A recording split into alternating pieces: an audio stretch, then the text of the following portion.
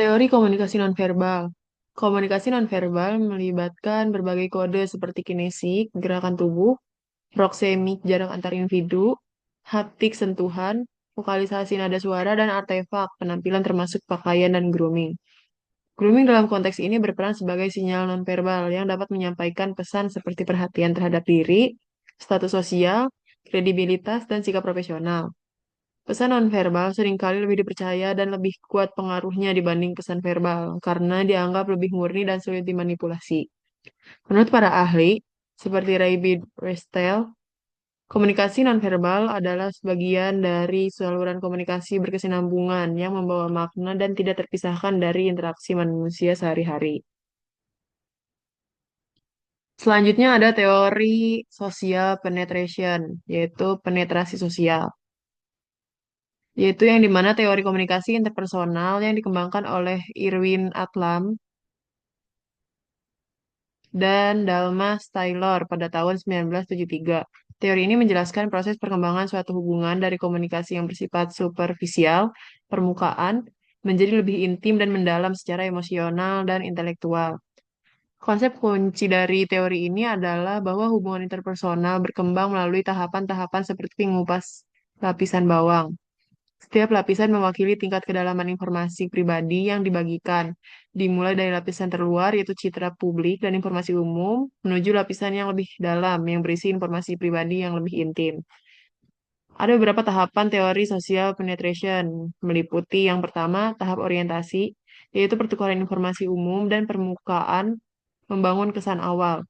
Kemudian yang kedua ada tahap eksplorasi afektif, yaitu pengungkapan informasi yang lebih pribadi dan santai. Kemudian yang ketiga ada tahap pertukaran afektif, yaitu informasi pribadi lebih dalam dan emosi mulai terbuka.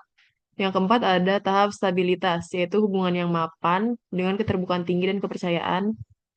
Kemudian ada juga tahap depenetrasi, yaitu penarikan diri dan pengurangan keintiman jika hubungan memburuk. Inti dari teori ini adalah bahwa keterbukaan diri, self-disclosure, adalah kunci dalam membangun hubungan yang intim dan bermakna. Dan apakah hubungan tersebut akan berkembang tergantung pada keseimbangan keuntungan dan kerugian yang dirasakan masing-masing pihak.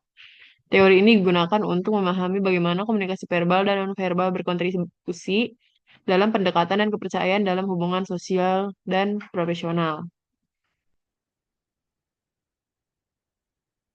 Selanjutnya ada artefaktis teori. Artefaktis adalah cabang komunikasi nonverbal yang mempelajari penggunaan artefak benda fisik dalam penyampaian pesan sosial. Artefak meliputi pakaian, perhiasan, tas, kacamata, handphone, dan benda-benda lain yang dibawa atau dikenakan seseorang. Setiap artefak mengandung kode sosial yang menginformasikan tentang identitas, status sosial, profesi, kepribadian, dan nilai budaya seseorang. Artefak bukan sekedar objek fisik, tetapi simbol yang dapat memperkuat atau menggantikan pesan verbal. Contohnya yaitu jas formal menyampaikan profesionalisme dan otoritas, sedangkan barang bermerek menunjukkan status ekonomi. Artefaktif juga berfungsi dalam membentuk citra diri dan mengelola impression dalam interaksi sosial. Grooming dan artefaktis sama-sama termasuk dalam komunikasi nonverbal, yang menekankan pentingnya penampilan dan pemilihan benda fisik dalam berkomunikasi. Grooming mencakup aspek perawatan diri dan penampilan yang meliputi penggunaan artefak untuk membangun citra dan menyampaikan pesan.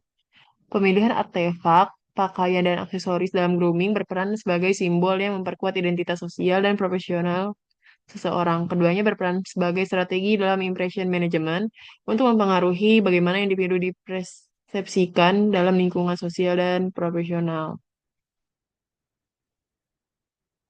Selanjutnya ada impression management teori. Inti dari teori ini adalah konsep self-presentation, di mana seseorang menggunakan berbagai teknik, baik secara verbal maupun non-verbal, seperti cara berbicara, bahasa tubuh, dan penampilan fisik, untuk menciptakan kesan yang diinginkan.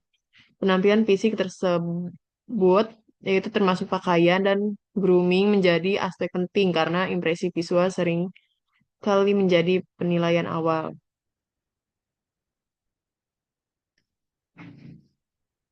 Goffman juga memperkenalkan konsep front stage dan backstage.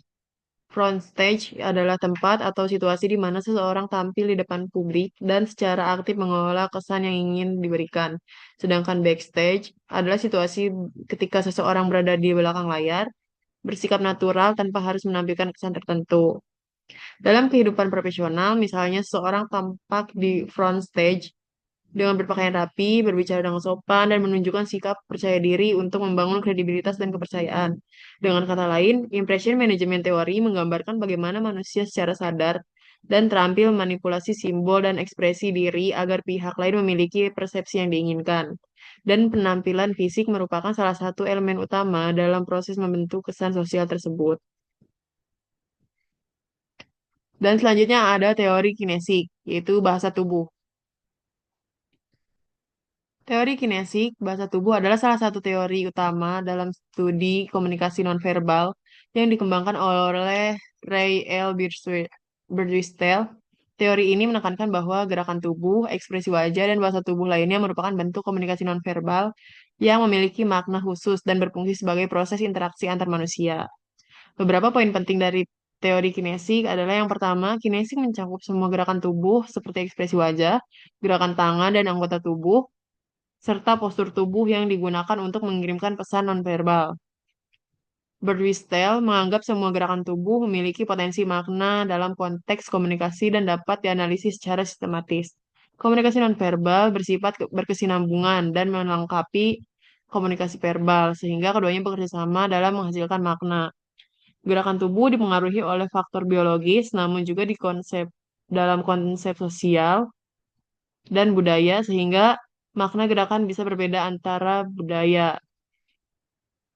Contoh makna kinesik meliputi sikap setuju dengan menganggukkan kepala, mengekspresikan emosi melalui mimik wajah dengan kedipan mata yang cepat.